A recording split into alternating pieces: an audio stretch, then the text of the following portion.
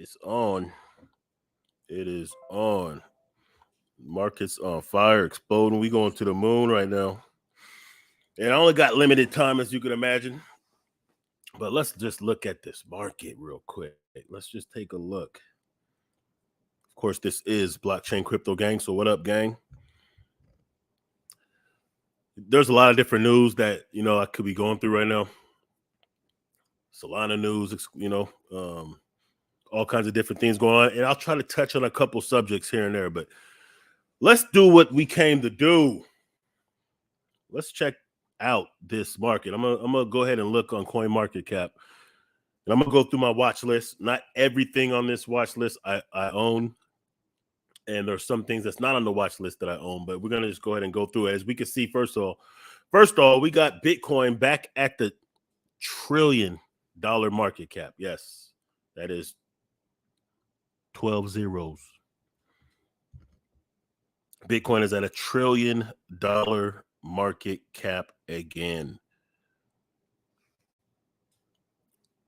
The whole market right now is almost at 2 trillion. Crazy, right? Let me see something. Oh yeah, we live, baby. We are live. So we basically going to the moon with this. So look at Bitcoin, man. 52,000, up 17% in the last week, $1 trillion market cap. Now, some of this has to do, I'm sure, with the ETFs. And as we inch closer to the halving, we could expect, there's going to be more excitement and demand for Bitcoin. And when I say Bitcoin, I'm speaking of all the coins because, of course, Bitcoin is going to lead the market. Like as Bitcoin goes up, the rest of the market will. So when we see $1 trillion market cap in Bitcoin, understand what that means. Like just understand what that means. What that when you're looking at $1 trillion market cap, you're talking about a decentralized asset that's peer-to-peer that has more market cap than the top 3 banks combined. You could take JP Morgan Chase and add, which is the biggest bank by market cap in the United States, and you can add 2 more banks to that, and you're not going to touch the market cap of Bitcoin. That in itself says something. So, of course, with the EFTs, that now we have, 11 or 12 different companies. That has a lot to do with it. There's more Bitcoin being bought than being produced. Understand that. The Bitcoin that is being created per day, there's one company that's eating that up alone. So we could expect that since we know what the halving is going to increase the demand and it's going to decrease the output, the production by half. So this is why I say Bitcoin at 150 by the end of this bull run is nothing really. It's this. That's conservative, I would think. Like there would have to be something crazy that would happen that Bitcoin wouldn't go to 150, I would say by first quarter next year. Because if the production is cut in half, but the demand continues to rise, and if the last bull run over 3x the previous all-time high, so last bull run, we got to 70,000. The one before that, we got to 20,000. So 3.5x. So if going by that, let's just say it 3x's, that would put it at about, that would actually put it at 200,000 plus, which a lot of people are saying. I'm saying 150 just to, be somewhat conservative. But, when we have news like this, and I reported on this when it was first announced. So MicroStrategy sells 5,000 shares. So we have Michael Saylor of MicroStrategy selling, and he already said why he's selling it. He's selling these shares. He's going to sell 20,000 of his own shares by the end of April. And the reason being is so he could buy Bitcoin for himself, not even for the company, not for MicroStrategy. So we have these whales, these billionaires, these large investment vehicles, institutions, whole countries that are gobbling up Bitcoin. And the idea behind them gobbling up Bitcoin, like I said years ago, is to resell it in derivatives. In this case, it's EFTs. So we have a demand for Bitcoin on an institutional and a national level like we've never seen, on a corporate level like we've never seen. And supply is being cut in half. April. We have like 2 months. So yeah, we're going to continue to see this. On April 7th, 2024, executive chairman and 10% owner of MicroStrategy sold 5,000 shares of company stock according to a recent SEC filing. Now, here's another thing that I want you to keep in mind, that when you see these companies letting you know how much Bitcoin, what they're doing financially with Bitcoin, etc., it's because they have to, because they're publicly traded. If they're publicly traded, they have to let you know. They have to file these reports with the authorities, with the regulators and whatnot. Hence, we get that information. What we don't get is the private companies. So you could bet, yes, Bitcoin is going to continue to climb, and it's going to take some other coins with it, and we're going to get to that in a minute. Anyway, so MicroStrategy Inc., a provider of enterprise analytics and mobility software. The company develops software to analyze internal and external data in order to make business decisions and to develop mobile apps, blah, yada, yada, yada, yada. Let me see. I want to see if it says that he's doing this. I already reported on this a couple of months ago, where he said himself that he's doing it in order to allocate funds and, to buy Bitcoin for his person, not for his company. So you could bet this. So the point is, whether this article says it or not, I haven't had a chance to proofread it. The reason why he's selling these is so he can buy more Bitcoin. All right. Then we got this news right here. And this is the sentiment that I reported on before, and that I've told you for years, like this is going to happen. Bitcoin ETFs have surged past gold, with net cumulative flows for the 10 leading Bitcoin ETFs doubling in the past 3 days to over 3 billion. So all of these companies that are offering ETFs, they're buying up more and more Bitcoin because they anticipate that the demand will continue to grow. And they have to have this Bitcoin in pocket to offer their ETFs. So even though it is centralizing the ownership of Bitcoin, that's the part that I really I'm not very excited about, the fact that billionaires and rich companies are buying up the Bitcoin when Bitcoin was actually created for us, the common folk. Of course, from a gains point of view, it's going to, of course, increase the market cap, and it's going to also make the other coins pump, and it's going to make money for a lot of people. But that's why it's important for those of us who know better, understand how important it is to actually hold the Bitcoin ourselves and to hodl that Bitcoin and to hold it. Make your money. My strategy is to make money off of the altcoins, flip some of that into Bitcoin and also other tangibles and other assets, and cash out at some point. But to hold the Bitcoin, because of course the Bitcoin can be handed down generationally, and you could borrow against assets, so you don't have to actually sell it. But here we go. Bitcoin ETFs, they're passing gold. So market cap wise, gold is still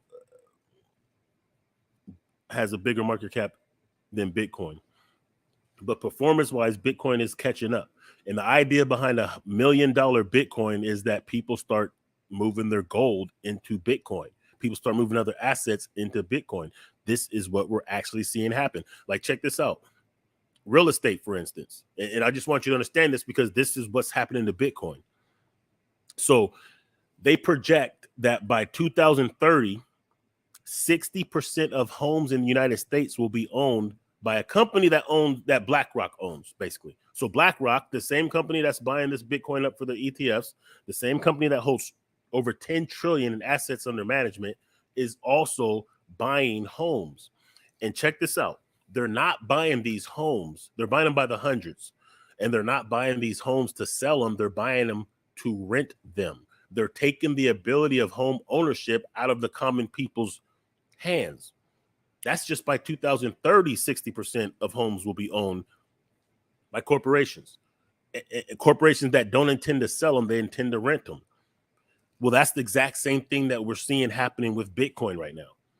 We're seeing Bitcoin being bought up by institutions, by investment vehicles, corporations, etc., but they're not buying it to resell it to you. They're buying it to basically rent it to you in derivatives like ETFs.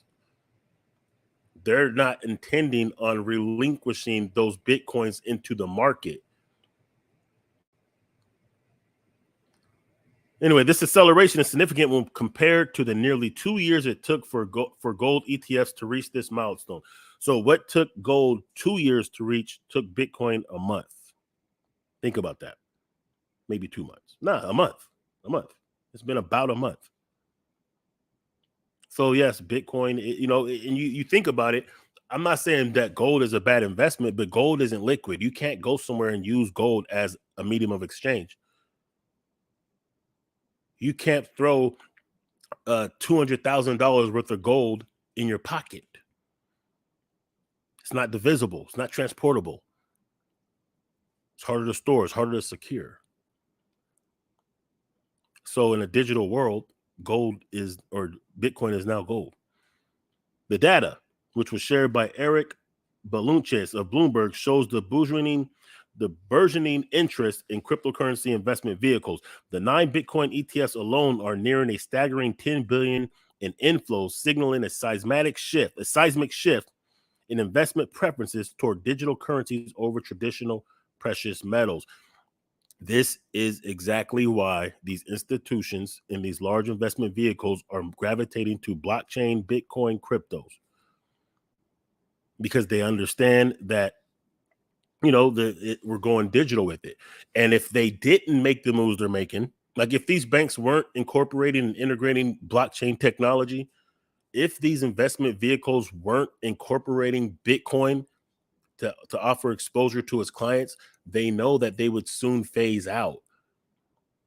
They know that the traditional banking that we're used to is on its way out, and the only way that they can save themselves, of course, they're closing down bank branches. I've shown you that. But they also have to offer Bitcoin, other cryptocurrencies, and utilize blockchain technology. Like, you want to know why the SEC goes after all of these crypto companies that offer DeFi staking options specifically? It's because, like, look, if too many people were to get hip to the idea of what you can do with DeFi, you would see less interest of people holding bank accounts. Understand that. Who wants to hold your money in a savings account for 0.5% or 1% when you can hold that in a DeFi protocol with a stable coin? If you don't like the fluctuation of the market, you can hold in a stable coin, which essentially is what a central bank digital currency would be, pegged to the dollar, doesn't fluctuate, and you can get 6-8%. You could hold it with other cryptos like Cosmos and get 22% annual percentage return. You could actually, especially during a bull market, you could actually not just keep up with inflation, you can lap inflation. So, like, this is what common people need to be aware of and really understand, that I don't think too many people are understanding. So what's going to happen is, like, the same reason why I put on my byline on Twitter, this is the news that you'll see that's not on the mainstream yet, is because I understood in 2019 that as these corporations, these financial institutions, governments, etc., as they start to develop their own products and services, blockchain based, cryptos, stakings, whatever, ETFs, IRAs, as they develop those items, those products and services, then you'll see it on the mainstream. So now we have Google advertising ETFs. Now you see commercials on Twitter, commercials on TV, commercials on Facebook, Instagram. So they're going to mainstream it for the purpose of herding people towards their products and services. They're not going to tell you about the decentralized protocols and DeFi that you could deal with on your own without their intermediation or their permission or their rules and regulations. They're not going to tell you that you can borrow against your own assets for only like 2%. You don't have to set up payment arrangements. They're not going to tell you that you could be the lender of these collateral debt positions without any risk of the borrower going default. They're not going to tell you these kind of things. What they're going to do is they're going to mimic everything that exists. This is why I say learn about Bitcoin, learn about blockchain, learn about decentralized protocols. Then you'll be more equipped to make decisions on investing. And speaking of which, since we are limited in time, let's get back to the market. Let's get right back to what we was doing. So that's Bitcoin. Bitcoin is at $1 trillion market cap. Naturally, it's going to pull other cryptos up as well. And that's what we're seeing right now. So check this out. Like I said, this watch list, I don't own everything that is in this watch list. There's some of these things that there's some coins that's not in the watch list that I do own, but I'll show you which ones I do own. Of course, Bitcoin. Cardano. Yes, I do hold Cardano. I hold some Cardano meme tokens as well, which are also doing very well. We see Cardano right now in a market cap of 20 billion. Cardano being an Ethereum competitor, smart contract, NFTs, DeFi, et cetera, staking. 20 billion market cap can easily, in my opinion, get to 100 or 200 billion market cap. It could 10x during this bull run. As of now, you can see it's up 14%. Now, of course, I expect within a couple of days, probably there'll be a sell-off. So in these numbers probably won't stay up as they are now. They might go a little higher, and then there'll definitely probably be a sell-off I'm expecting, and that's when I'll be buying the dip again personally. Right now, I'm not really touching it. Avalanche, I have some Avalanche. And I think when I first got Avalanche, it was like $10 when I first bought some Avalanche. Polygon, of course. Polygon being a second layer solution for Ethereum, makes transactions cheaper, faster, etc. It's only at an $8.5 billion market cap. Why couldn't that hit 50 billion in a world where Bitcoin is at 3 trillion? I mean, if Bitcoin's at 1 trillion now, for it to get to 150,000 per, it's going to be at about 3 trillion. So if Bitcoin is over, what is it? Bitcoin is 52% of the whole market cap. So that means if the numbers stay the same, when Bitcoin gets to 3 trillion, that means there'll be what, 1.5 trillion? Yeah, let's do the math. That means there'll be another 3 trillion spread amongst the other coins. 3 trillion. So yes, Cardano will go up. Yes, Polygon will likely go up. Immutable X, I do have that. That is up 38% for the week at 4 billion. So these are still kind of lower market cap. Look at Stacks. Now, Stacks is what I want to talk about. Stacks is something I told y'all about. I told y'all Stacks is going to do some things. Stacks being a second layer Bitcoin solution that enables NFTs. It enables DeFi on the Bitcoin blockchain. And you can stack it for Bitcoin rewards at 10%, 9%. Right now, Stacks is at 273 per. I wish I would have got more. I'm so happy I got in Stacks when I did, when it was like 86 cents or something like that. And I put it on my I started staking it, and I get Bitcoin rewards for that. Now it's at 273 a pop. 63% in the last 7 days. Market cap is at 4 billion.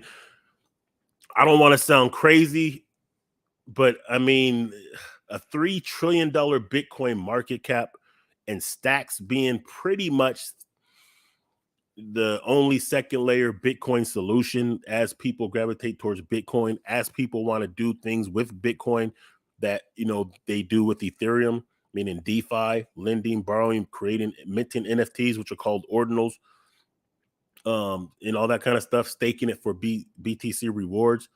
Why wouldn't Stacks get to 100 billion market cap by the end of this bull run? Now, so these numbers, listen, the numbers that I'm saying, I'm not trying to like sell you a dream or anything like that. This is just where I see it potentially going. Of course, it doesn't mean it's going to happen, but I could see a Stacks getting to 100 or close to $100 billion market cap, which would, from right here, would be a 25x. That's realistic to me. Then you got the SUI. or Sue. I don't know how you say that one. Now that's one that I actually pumped off of that when they first launched on Coinbase from my old channel, and it pumped up 12,000 that day. I got a good piece of that. It pumped up 12,000%. It's supposed to be the fastest blockchain. I don't know too much about it. I'll be honest with you. What else we got? I don't have any of that. Thorchain. I believe Thorchain is a second layer Bitcoin solution as well. I'm not too hip on it, but it's doing well, as you can see. Helium. Now, Helium is a Solana token, and one of the reasons why I'm concerned about Solana, but I'm rooting for Solana. I do own Solana. I own a lot of Solana projects, including Helium. I do have, let me show you this real quick. I do have the mobile service, Helium Mobile. I don't use it as far as my phone is concerned. Like I didn't put a SIM card in. I don't use the actual phone service, even though I do have it. But I do use the app because the app does what's called mapping. So as you drive around, it maps basically the grid, and it pays you for that. So they'll basically pay you in not these particular helium tokens, a different one. And for $20 a month is how much the service is for unlimited everything. But so far I've made about 4 times that. So it's paying for itself. That's why I'm not in such a hurry to switch my phone and get an unlocked phone so I could put that SIM card in, because at the end of the day, I'll get around to it. Until then, I've already lapped how much the service is, and you could prepay it with mobile tokens. So they're basically paying you these tokens that you could in turn just use for your payment, et cetera, et cetera. And one thing about it that makes me feel even more bullish is the University of Miami Athletics partners with Helium Mobile. So they're actually making partnerships. They're actually doing real things. So I really hope that they get everything worked out with the outages that we've been seeing. But it has recovered since. So I guess I can't be too mad. But yeah, so that's Helium. That's the HNT Helium token. There's other ones. There's Helium Mobile. That's the one you get paid if you use the service the way I use it, or if you get a mobile indoor hotspot, which will also pay you as well. Blah, blah, blah. You can get an outdoor hotspot. You can even get this other one, this Hive Mapper, that does similar to what you can do with the Helium Mobile, which is it helps map out the grid. We call that DPIN technology. DPIN technology is when blockchain technology is being used to upgrade infrastructure, to decentralize infrastructure like telecommunications, mapping, et cetera, et cetera. So, yes, I do have some Helium Mobile. That is up 3.8% for the week. What else we got? Let's keep on going. Chills. I'm not going to speak too much about that because I can't really remember too much about it. I think it has something to do with minting NFTs or something like that. Bunk, which is another Solana token, up 34% in the last 7 days. Yes, I do have some of that. That's one of those ones I just move fluently in between. Like I'll hold Bunk and then I'll get rid of it and wait till it's like down 20% because it pumps and dumps. Engine Coin is a gaming token on the Ethereum blockchain. Engine Token is one that got away from me. I had Engine Token when it was sub penny a few years ago. I held it for a minute, got rid of it. Next thing you know, I seen it on Coinbase for like 8 cents. They listed on Coinbase. I probably would have made a ton of money on that, but that one got away. Let's see what else we got. Let's get to the ones I know. JITO, JTO, another Solana project. They also have a DeFi protocol where you can stake. So I do hold that. I do stake Solana. I do provide liquidity on the Radium exchange for a couple different pairs.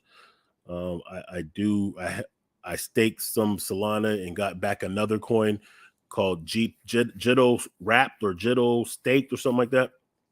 And that allows you to. So usually when you stake coins, in case you don't know, you don't have access to them.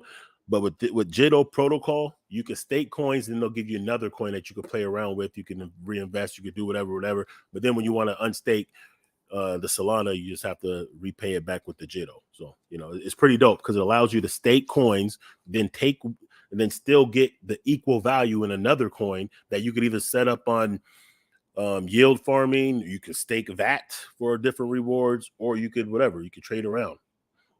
You could trade it for something else. You could whatever you want to do.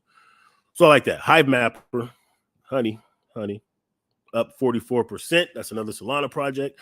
You see why I'm concerned about Solana, and I have to root for Solana. Yeah, that's why. Digibyte, I do hold Digibyte. It's up 8% for the week. Hopefully, Digibyte can get back to where at least it's the last all-time high, which was 14 cents. Digibyte is a slept-on project that for some reason just didn't take off. It just didn't get adopted the way it should have, because they had NFTs before there was NFTs. They just called them digi assets. They have a lot of things going on the Digibyte blockchain. Digibyte is an underrated project. It is fast. It's cheap. They have NFTs essentially. They are used. They have created other real world projects that is being utilized. So Digibyte hopefully can get at least to the last all-time high. Gelato, not that hip. Was that Dogelon Mars? I don't hold any of that. Snake, a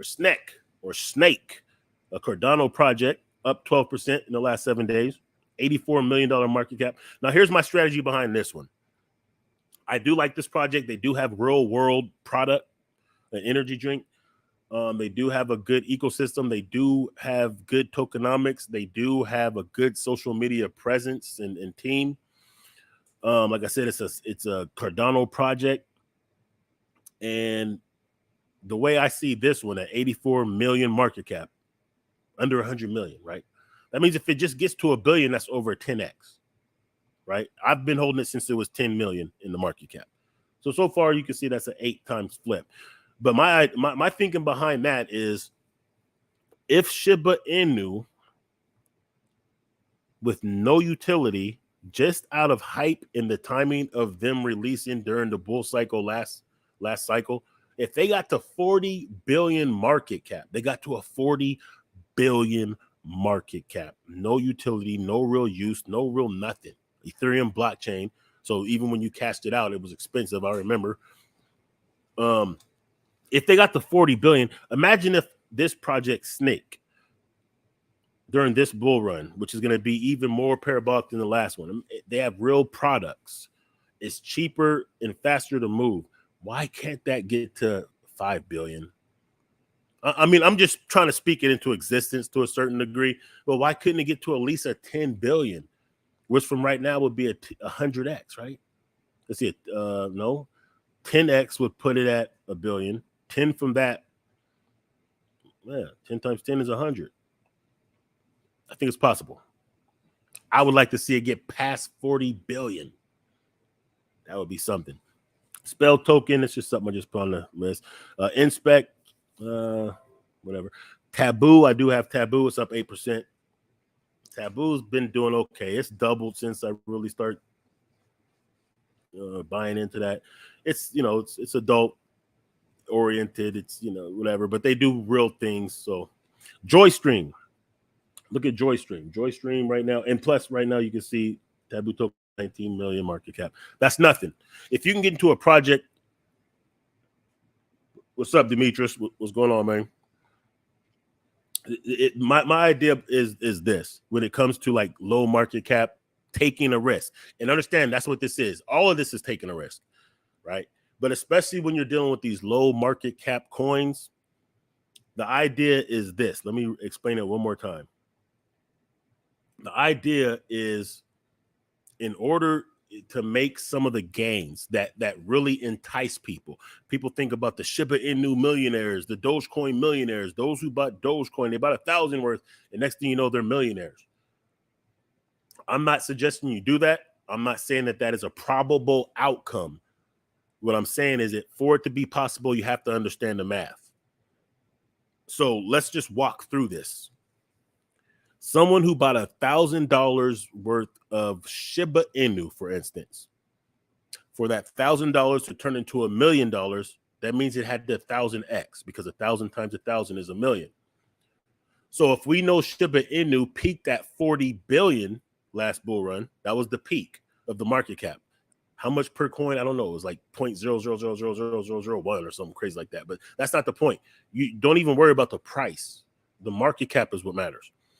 So if Shiba Inu peaked at 40 billion market cap, and if you made $1 million, that means you would have had to buy it when it was a $40 million market cap, because 40 million to 40 billion is 1,000x. So those who bought Shiba Inu when it was like 40 million or less are the ones who were able to flip 1,000 or less into $1 million. They would have had to buy the project when it was like around where this inspect is at. They had to buy it when it was around where this SNCC is at. They had to buy it when it was around where this taboo token or this joy stream, which I'm going to talk about in a minute, is at. They would have had to buy it when the market cap was this low and ride it all the way up to 40 billion, and that would have been $1 million. Understand? Now, another thing you have to understand is, in order to do that, see, you can't go to Coinbase or Binance and get a coin that has a $40 million market cap. You can't go to Coinbase or Kraken or any of these centralized exchanges, for the most part, at least the bigger ones, and find coins that are going to have a $20 million market cap. This is why I say it's important to understand how to work with decentralized exchanges, decentralized wallets, etc. on your own. Because in order to get the kind of coins that have that 1,000x potential, you can't get them from a centralized exchange. You have to do a lot of different things. You have to understand how to deal with a pancake swap, a Uniswap, a Radium exchange, a Min swap, et cetera, et cetera. You have to be able to deal with usually blockchain specific decentralized exchanges. So pretty much every blockchain has their own decentralized exchanges. And you have to be able to deal with those in order to make those type of gains, or to potentially make those type of gains. So that's why when people are, when people are brand new, and if they ask me like, what coin should I get? I can't tell them to get some coin that I know they're not going to be able to get. If you've never done a Bitcoin transaction or Ethereum transaction, you're not going to know how to get some of these obscure coins that do have the potential. And then understand it's all a risk. Most of the coins are garbage. They're not going to do anything. They're only short term. They're like thought coins. I used to call them thought coins. You pump, dump, get off them in most cases. Right now, of course, there's always that one that's serious, and there's different ways you have to look at it, different ways you have to be able to assess it. But in order to do these assessments, you have to at least know the fundamentals of Bitcoin and blockchain first, period. There's no getting away. There's no getting around it. To acquire those coins, you're going to have to know how to deal with these decentralized protocols, and to assess them and understand like why you could build a case for it's going to have the potential to make the kind of money that you expect it to make. Besides just somebody on YouTube telling you it's going to the moon. Nah. Understand the math behind it. Build your case around the tokenomics, around the community, around what they say they're going to do, around their roadmap, things like that. And then understand this: no matter how noble the cause, how great the developers, it doesn't even really matter how sincere they are with what they're trying to do. They still have to be able to pull it off. They still have to have people interested to get it, to hold it, to developers to build on these blockchains. The reason why Ethereum is the go-to smart contract token on the blockchain is because they have built and developed on it so extensively for years. It's because it's a solid project that hasn't had hiccups. It's because developers have developed hundreds of exchanges and wallets and swaps and DeFi protocols and NFTs. That's why Ethereum is where it's at. So all blockchains, they have to have good development in order to execute their plans. Now, JoyStream, let's get back to JoyStream, $15 million market cap. Now, JoyStream is pretty dope. JoyStream is like it's a decentralized video social media site. It is very similar to YouTube. In fact, you could actually port your YouTube to JoyStream, similar to how I did on Odysee. Let me show you guys this in case you haven't seen it. So JoyStream is similar to this, guys. So for some of you guys, you know that I had a YouTube channel called CryptTalk Podcast, and they took down my YouTube channel. But before they did so, years ago, I joined this this decentralized social media site. At the time, it was called Library, LBRY. They've since been bought by Odysee, et cetera, et cetera. But you can basically clone your YouTube channel with that site. So they cloned it, and as you can see, it's a whole different metric. So the views and stuff these views and stuff was exclusive just to this particular website. So all of the videos that I did on CryptTalk Podcast are here still to this day, every single one. So you can see it 3 months ago. It was the last video I did for CryptTalk Podcast, and that was a live video I did called Dubai Central Bank Closing in on GS Partners. So these are all the videos that I made over the years with CryptTalk Podcast. Let's go to content. This goes back all the way to 2019. So JoyStream is similar to that, is the point. But this is dope because now I can still refer to some of the old videos, and I can show you like some of the things that I said and how accurate I was or not, and blah, blah, blah. And it saved me from totally losing my channel, which I'm still fighting to get back. But so that's basically what JoyStream is. So if you expect that, with the incoming with the bull run that we're seeing, and with the integration and adoption of these different decentralized products and services that are being created, the different ways that blockchain is disrupting the status quo, the normal social media and different things of that nature, then I'm thinking JoyStream has a real good chance of getting into the tens and hundreds of billions.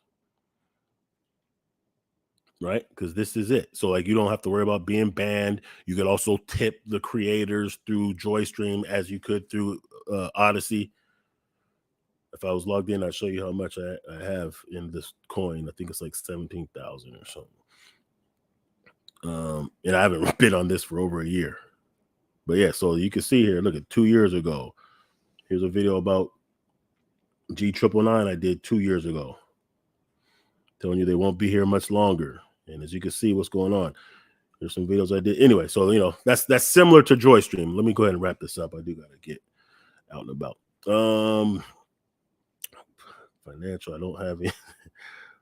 SafeMoon is one of those coins. All right, so I thought that I could really make a lot of money off of SafeMoon because when I would look, I would get notifications. It'd be like, oh, it's up 3,900%, and then it'll be down 96%. Then it'll be pumping up, but you can't really get it. I think it's a project that's failed, and that's just continuing with false pumps by bots and whatnot. You can see the market cap is like $1 million. Crazy. Okay, but anyway, okay. So Game, they have a GAM, a GameStop token, which is also on Solana, but it ain't nothing serious. It's just a meme coin. You know what I mean? Like, you can enjoy a pump. It pumped up 100% the other day. Now it's down 36%. So probably my move right now would probably be to move one of my Solana tokens and trade it in for that, hoping that it pumps back up to like 50% and then get out of it because it's only a pump and dump. Don't recommend it. It is what it is. You can see G999. Of course, that ain't nothing. So anyway, the bottom line is, man, this market is going crazy, and there's good reason for it. We'll continue to see it. We'll continue to see the accumulation of Bitcoin, the adoption of Bitcoin, which means other cryptos will also benefit. Let's get back to the surging popularity of Bitcoin ETFs, because Bitcoin is going to probably flip gold within the next 10 years. Let me see. The surge of Bitcoin investments is not just a testament to the growing acceptance of cryptocurrency as a legitimate asset class. That's what the ETFs have made it. ETFs means that Bitcoin is now being traded on Wall Street.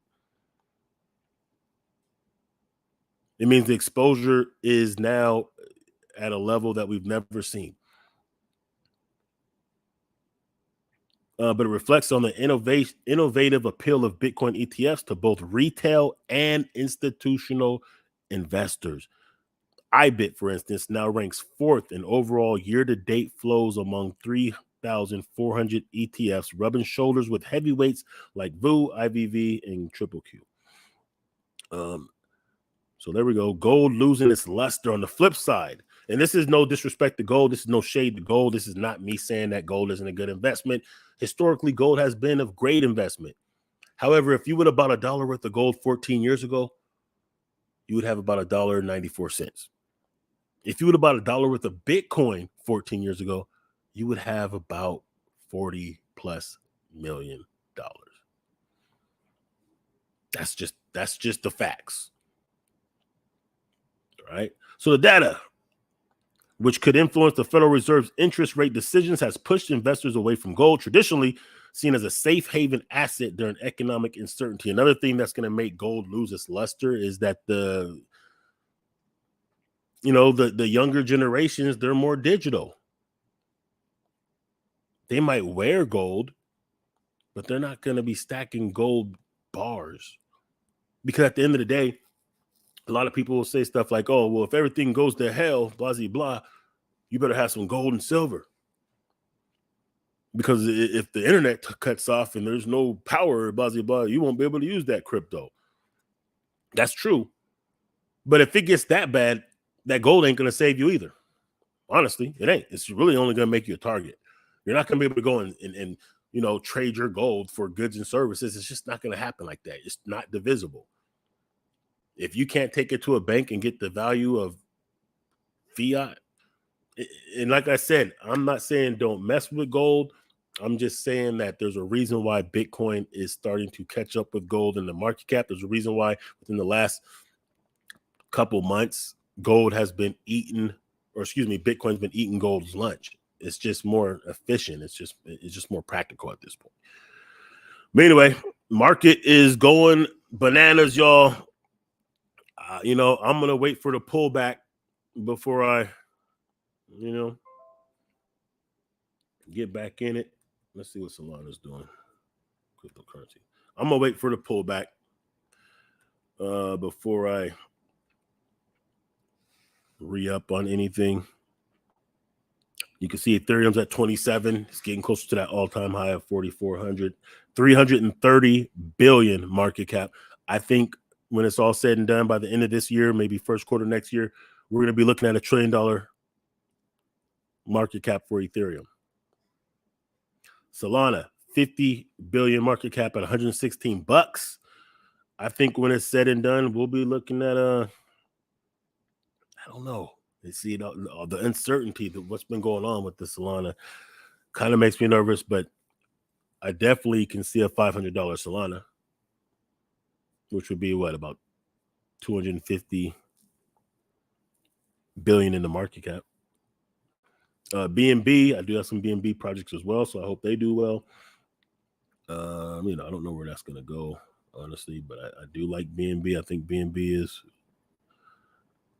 has utility for what it's supposed to be.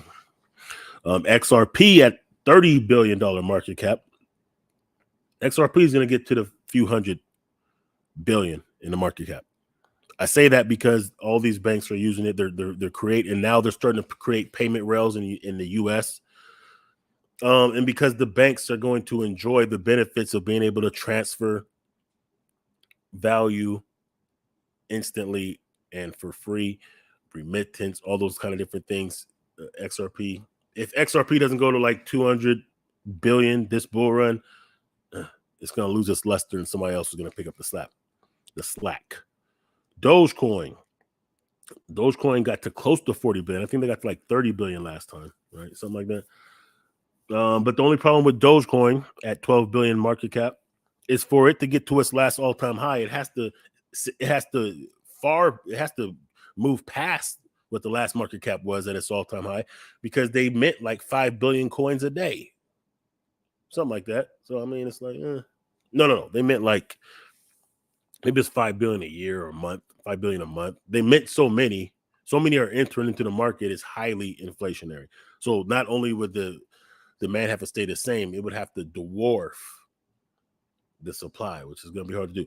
Chainlink is a little bit, almost half of what it was last bull run at $20. Chainlink is a serious coin, serious things going on. It's an oracle. Chainlink is needed. Chainlink is why you see that. Chainlink is why you can go to your wallet and see the current prices, because there's an oracle transmitting that information. That's what Chainlink is. I don't want to make this too long. I just want to, talk to y'all for a bit, show you what the market's doing. Good luck out there. Make sure you guys subscribe, like, all that good stuff. Let me know what kind of projects you have, what projects you're curious about, what you're holding, where you're at, all that good stuff. You can also follow on Twitter at CryptTalk P, Blockchain Crypto Gang Facebook group, and of course, subscribe here. All right, y'all. Peace.